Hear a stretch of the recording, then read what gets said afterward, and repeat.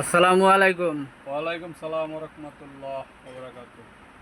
ভাই আপনারা তো মাজার টাজারে যান, তাহলে মাজার মানুষ কয়েতে পুজো করেন, তাহলে এগুলো এই ব্যাপারে আপনি কি বলতে চান?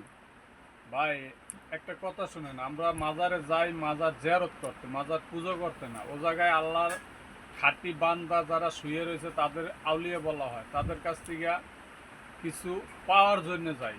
তাদের আল্লাহ পাক এমন কিছু দিছে তারা অন্য লোকের দেওয়ার মতো ক্ষমতা রাখে। যাই এই জন্য আল্লাহ পাক যেন তাদের উসিলায় আমাদের মাফ করে দেয়, এই জন্য যাই। আর একটা কথা, আবার নবীর দ্বারাই সালাম দেওয়া বলে বেদাত। ভাই, নবীরে দাঁড়াইয়া সালাম দেওয়া বেদাত যে বলছে এটা তার ব্যক্তিগত ব্যাপার। আমরা যেটা করি, আমরা হুম। নবীর সম্মানে আমরা দাঁড়াইয়া নবীরে সালাম দিই। সাপোজ আমরা একটা কথা বলি, এ জায়গায় 10 জন লোক বসে রয়েছে, যদি এমপি সাহেব আসে, এমপি সাহেবের সম্মানে যদি দাঁড়াই যেতে পারে, আমার নবী তো কোথার, যার কোনো শেষ নাই, তার সম্মানে দাঁড়াই আমরা সালাম দিতে পারবো না কেন? এই কথাটা কি সাধারণ পাবলিকের মাথায় ঢুকে না? যে একজন চেয়ারম্যান আইলে চেয়ারম্যানের জন্য 500 জন লোক দাঁড়াই যেতে পারে, আর আমার নবী যে রহমত আলীল আলামিন, যার সৃষ্টি না করলে কিছুই হইতে না, তার উচিলে আমরা সম্মানে দাঁড়াই, মহব্বতে, আর কিছু না। ভাই রাখি, ভালো থাকবেন। আসসালামু আলাইকুম।